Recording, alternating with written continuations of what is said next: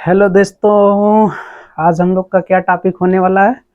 जैसा कि हमारा क्लास कल किसी इशू की वजह से नहीं हो पाया था, तो आज हम लोग का जो टॉपिक होना है, कल के बजाय आज हम लोग क्लास करने वाले जा रहे हैं। और जो आज हम लोग का टॉपिक होने वाला कौन सा टॉपिक है? प्रिज्म।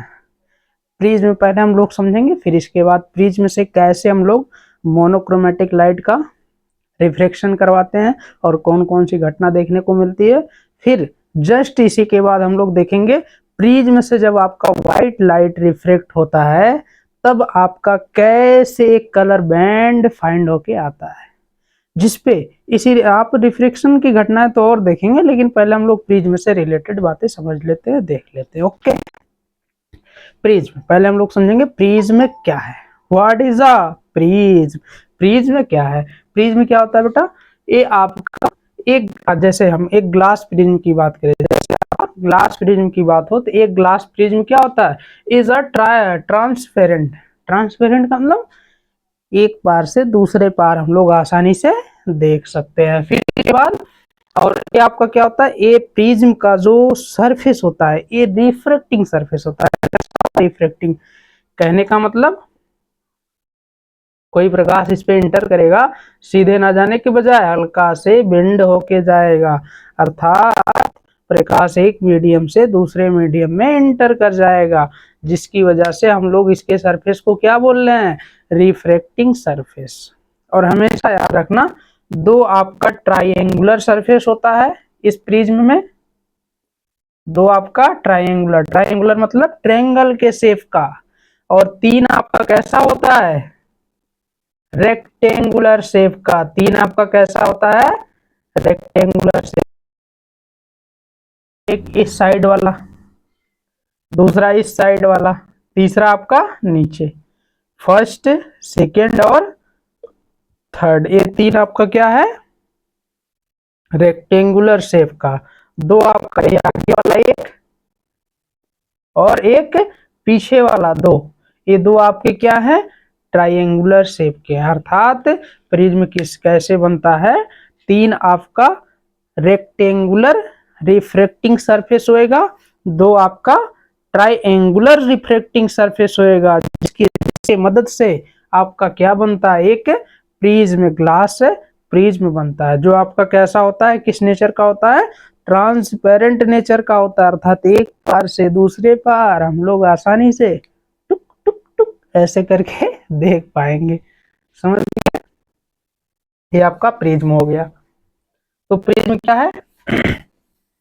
एक ट्रांसपेरेंट रिफ्रैक्टिंग सरफेस है जिसमें आपका दो ट्राइएंगुलर शेप और तीन आपके रेक्टेंगुलर सरफेस होते हैं, आपका प्रिज्म कहलाता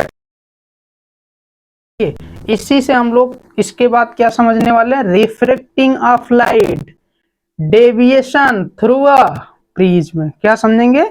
रिफ्रैक्टिंग ऑफ अ लाइट किसके थ्रू समझने वाले हैं? प्रिज्म के थ्रू समझने वाले हैं। चलिए समझते हैं। ये आपका क्या है? एक प्रिज्म है, दिस इज अ प्रिज्म है। प्रिज्म एंगल क्या कहते हैं? Prism angle. अब ध्यान देना, जैसे कोई रे आई इस सरफेस से टकराई, जैसे कोई रे आई इस सरफेस से टकराई, टकराने के बाद सीधे ना जाके हल्का से नीचे की ओर जाई, हल्का से नीचे की ओर जाई। ओके, देखना बेटा, कोई भी रे जैसे इस प्रिज्म के एक सरफेस से आके टकराता है, ये आपका सीधे ना जाने के बजाय क्या होता है? हल्का से बेंड होके जाता है। और किस साइड बेंड होके जाता है? प्रिज्म के बेस की ओर बेंड होके जाता है। ऐसा क्यों है बेटा? क्योंकि जैसे आप इस रिफ्रैक्टिंग सरफेस में नॉर्मल ड्रा करेंगे ना, तो नॉर्मल से क्या होएगा? पास की तरफ झुक के जाएगा। ऐसा क्यों? नॉर्मल की तरफ झुक के क्यों जा रहा है? नॉर्मल से दूर क्यों नहीं जा रहा? क्योंकि बेटा इधर आपका एयर है, ये आपका क्या है? ग्लास है। तो आपका रे कहां से कहां जा रहा है? एयर टू ग्लास, अर्थात रेयर टू डेंसर। और जब रेयर टू डेंसर होता है तो ये आपका रे सीधे ना जाने के बजाय हल्का से नॉर्मल की तरफ बेंड हो जाता है, हल्का से नॉर्मल की तरफ बेंड हो जाता है, जैसा कि यहाँ पे आपका बेंड होके जा रहा है।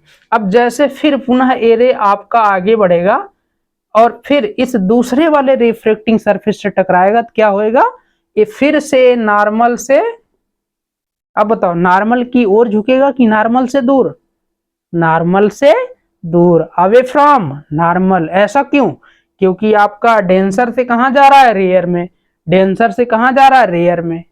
तो जब डेंसर से रेयर में जाएगा तो अवे फ्रॉम नॉर्मल, अर्थात इस साइड भी आपका रे किधर की तरफ बेंड हो जाएगा, प्रिज्म के बेस की तरफ बेंड हो जाएगा, ऐसे आता हुआ प्रतीत। अब आपने मोनोक्रोमेटिक लाइट के साथ क्या घटना देखा, जब एक सरफेस से टकरा रहा है सीधे ना जाने के बजाय हल्का से बेंड होके जा रहा है, फिर पुनः दूसरे सरफेस से टकरा रहा है सीधे ना जाने के बजाय हल्का से बेस की तरफ बेंड होके जा रहा है। यही जो बार बार बेंड होने की, यानी कि अपने पाथ को छोड़ के दूसरे पाथ से जाने की घटना है ना, इसी को हम लोग रिफ्रैक्शन बोलते हैं। क्या बोलते हैं, रिफ्रैक्शन। और किसके थ्रू हो रहा है, प्रिज्म के थ्रू। इसलिए आपका ये क्या हो गया, रिफ्रैक्शन ऑफ लाइट। किसके थ्रू, प्रिज्म के थ्रू। इसलिए आपका यहाँ पे क्या लिखा गया है, refraction of light through a prism. अब डेविएशन लिखा गया, डेविएशन को भी समझ लो। डेविएशन का अभिप्राय क्या है, ये अपने पाथ से थोड़ा मुड़कर जा रहा है, अपने पाथ से थोड़ा मुड़कर जा रहा है। अब ये जितना ये मुड़कर जाएगा, जितना बेंड होकर जाएगा, यही आपका क्या होएगा, डेविएशन होएगा।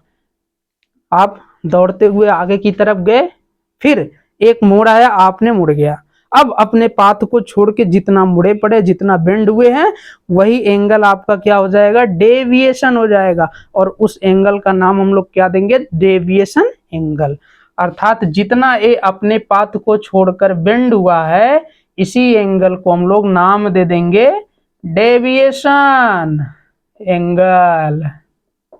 और जितना ये पाथ को छोड़ के मुड़ेगा, क्या कहलाएगा, डेविएशन कहलाएगा, जिसे हम लोग हिंदी में क्या बोलते हैं, विचलन। विचलित होके गया, क्या हो गया, विचलित होके गया। समझ गए। अब देखिए आगे और बढ़ते हैं, यहाँ पे कुछ पॉइंट लिखे हैं। अब कैसी लाइट है, मोनोक्रोमेटिक लाइट। मोनोक्रोमेटिक का मतलब क्या होता है, मोनो का मतलब सिंगल, क्रोमेटिक का मतलब कलर, यानी कि जिसमें आपका मोनो कलर हो, एक कलर हो, वो आपकी कैसी लाइट होती है, मोनोक्रोमेटिक लाइट होती है, जो आपका आपके सामने दिखाया गया है। ओके।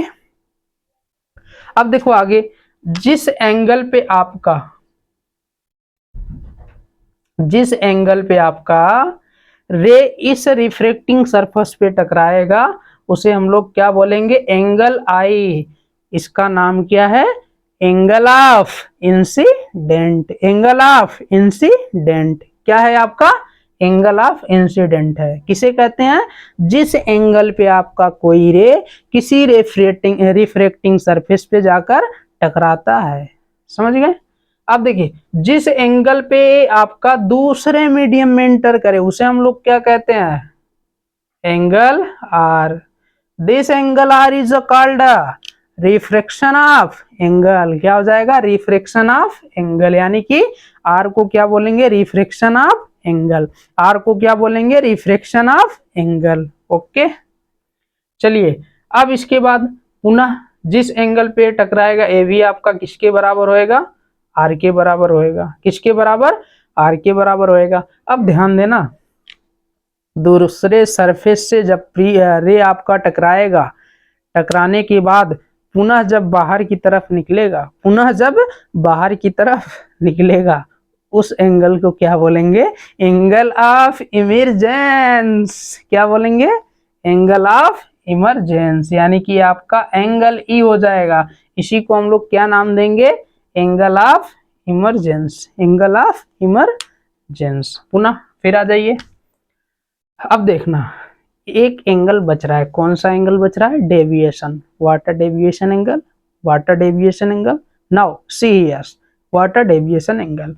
यहाँ पे ध्यान देंगे, क्या आपका होता है डेविएशन एंगल।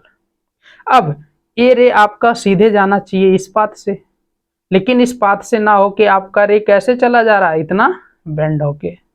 अभी मैंने आपको जस्ट थोड़ी देर पहले बताया था, जितना ये मुड़ कर जाएगा, जितना ये बेंड होके जाएगा, उसे क्या कहेंगे? डेविएशन कहेंगे। अब इस एक्चुअल रे यानी कि जिस पाथ से जाना चाहिए वो वाला रे, और जितना ये मुड़ कर यानी कि जिस पाथ से मुड़ कर जा रहा है, इनके बीच का जो एंगल बन रहा है, इसी एंगल को हम लोग क्या बोलेंगे? Angle of deviation. कहने का मतलब ये आपकी कौन सी रे हो गई? इंसिडेंट रे हो गई। कौन सी रे हो गई? इंसिडेंस रे। और ये कौन सा रे हो गया? इमरजेंस रे। इमरजेंस रे अर्थात angle between incident and emergence ray is called a deviation angle or angle of deviation or angle of deviation। Okay, चलिए अब हम लोग आगे बढ़ते हैं।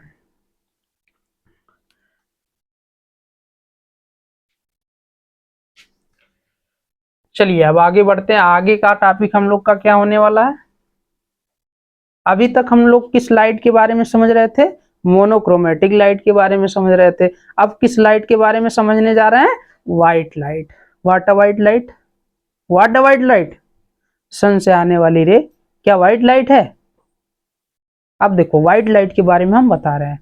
व्हाइट लाइट जो आपका 7 कलर से बना होता है, made of 7 colours, made of 7 colours, यानी कि 7 कलर से बनी लाइट आपकी एक व्हाइट लाइट होती है। कहने का मतलब प्रिज्म से अब हम लोग क्या करने जा रहे हैं? इस व्हाइट लाइट का रिफ्लेक्शन करवाने जा रहे हैं। फिर देखते हैं कौन सी घटना निकल कर आती है। चलिए, ये आपका क्या है? प्रिज्म है। क्या है? प्रिज्म है। यहाँ लिखा भी है we know that white light is made up of 7 colours. आपका व्हाइट लाइट कितने कलर से बना होता है? मेड ऑफ 7 कलर्स, 7 कलर से बना हुआ होता है। वो 7 कलर कैसे कैसे बना होता है, कौन कौन से कलर होते हैं, इस कलर को हम लोग कहाँ पे देखने वाले हैं? रिफ्रैक्शन थ्रू प्रिज्म से करने के बाद देखने वाले हैं।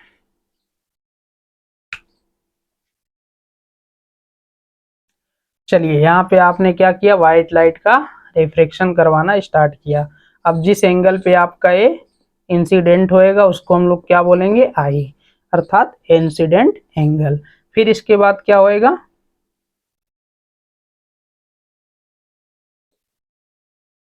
इस तरीके से लाइट आगे बढ़ेगा।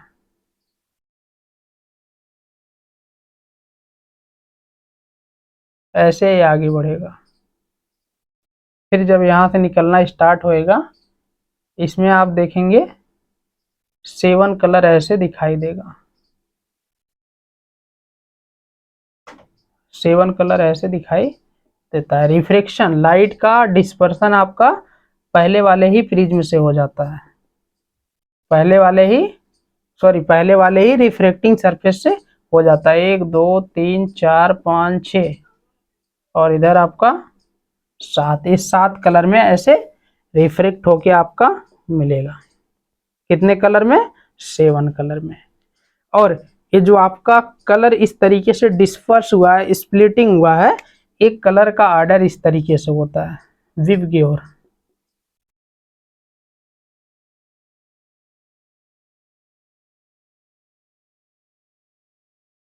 विव की ओर अर्थात इस प्रिज्म के द्वारा सबसे कम डेविएशन, डेविएशन का मतलब सबसे कम पाथ में विचलन, सबसे कम पाथ में डेविएशन, सबसे कम पाथ मुड़कर कौन चलता है?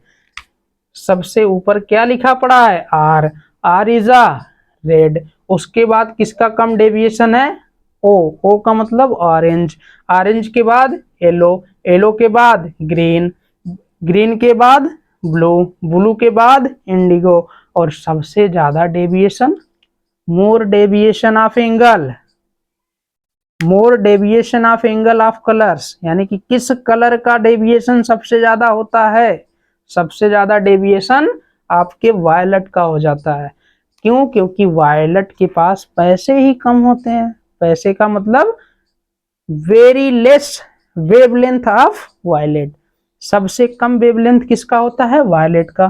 कहने का मतलब प्रिज्म उन्हीं कलर को सबसे ज्यादा डेविएट करेगा जिसका वेवलेंथ है सबसे कम होएगा, और जिसका वेवलेंथ सबसे हाई उस कलर का डेविएशन सबसे कम। कहने का मतलब आपका जो डेविएशन एंगल होता है ये किस पे डिपेंड कर गया, वेवलेंथ ऑफ कलर, कलर के वेवलेंथ पे डिपेंड कर गया।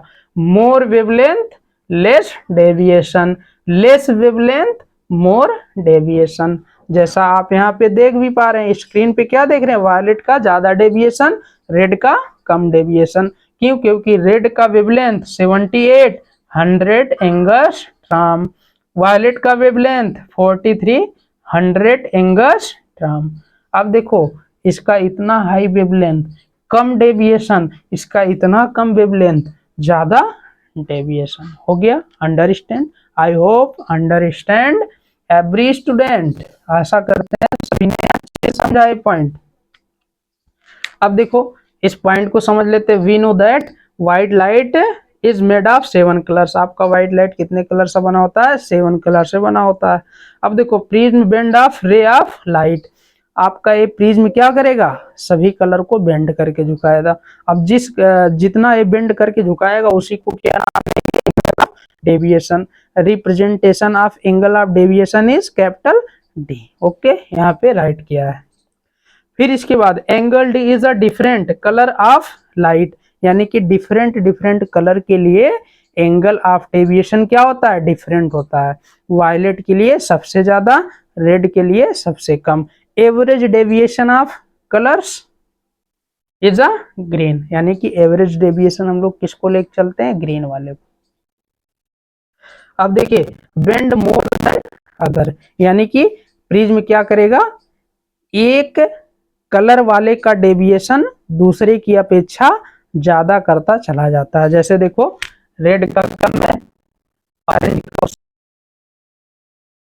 दोनों से भी ज्यादा, इन तीनों से ज्यादा आपका ग्रीन का, इन चारों से ज्यादा आपका ब्लू का, इन पांचों से ज्यादा आपके इंडिगो का, और सबसे ज्यादा सातवां कलर आपका कौन सा है, वायलेट।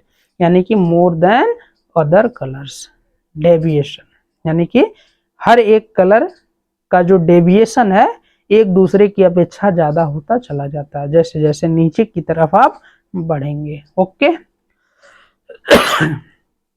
ये आपका refraction of light and deviation through a prism था, डेविएशन थ्रू अ प्रिज्म था। चलो देखो यहाँ क्या हुआ, रिफ्रेक्शन किसका हुआ, लाइट का।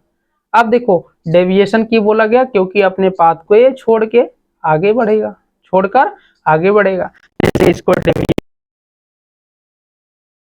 प्रिज्म के थ्रू हो रहा है, इसलिए पूरा हम मिला के क्या कह देंगे, refraction of light and deviation through a prism, deviation through a prism, ये आप बोलेंगे।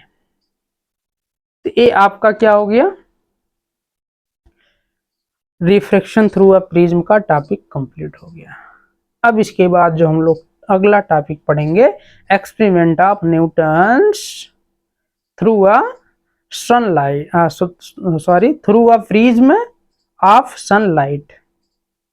क्या पढ़ने वाले हैं, refraction of sunlight by through a prism, यानी कि प्रिज्म के द्वारा सनलाइट का रिफ्लेक्शन करवाएंगे, फिर आपकी कौन सी घटना वहां पे देखने को मिलेगी। और जस्ट इसी वाले टॉपिक में हम लोग क्या पढ़ेंगे, दो आइडेंटिकल प्रिज्म को लेके एक दूसरे के अपोजिट उल्टा करके रखेंगे, फिर देखेंगे किस तरीके से ये लाइट का रिफ्लेक्शन करता है और कौन सी घटना वहां पे देखने को मिलती है। Thank you guys, best of luck. आप लोग पढ़ते रहें, आगे बढ़ते रहें, और चैनल को ज़्यादा से ज़्यादा देखें, शेयर करें, सब्सक्राइब करें, और कमेंट में ये ज़रूर बताएं कि वीडियो कैसा बन रहा है, सही है कि गलत है। अगर गलत हो, कुछ खराबी हो, कमियां हो, आप कमेंट में ज़रूर बताएं। Best of luck. Okay, thank you.